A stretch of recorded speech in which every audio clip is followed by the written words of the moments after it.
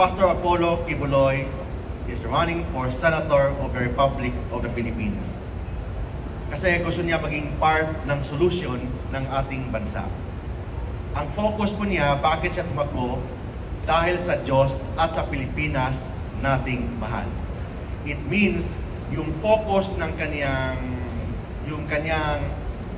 platform of government is God-centered, Philippine-centered, and Filipino-centered na platform, lalo na sa legislation bilang isang senador.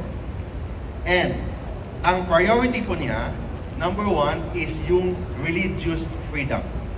Naniwala po si Pastor Apollo Kibuloy that religious freedom is inviolable. It means kailangan ang government po natin should secure the holy grounds against state forces. Second, kailangan protektahan ang mga mahihirap, mga poor, particularly sa health, free medicine, fast medical services. Pastor Kibuloy will be the senator sa mga mahihirap, senator sa mga ordinaryong mga Pilipino, senador sa mga manggagawa. Madaling lapitan, willing makinig sa lahat ng problema ng taong bayan. And third, he will focus on education. He wants a massive quality education and zero corruption.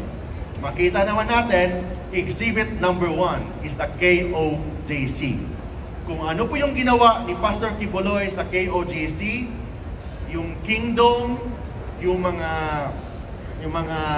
sa Tamayong, and sa lahat sa buong mundo, yun ang gagawin po niya sa buong Pilipinas bilang isang senador. Of course, he will give voices to the IP, OFW, tourism, and transport group. Thank you and good afternoon.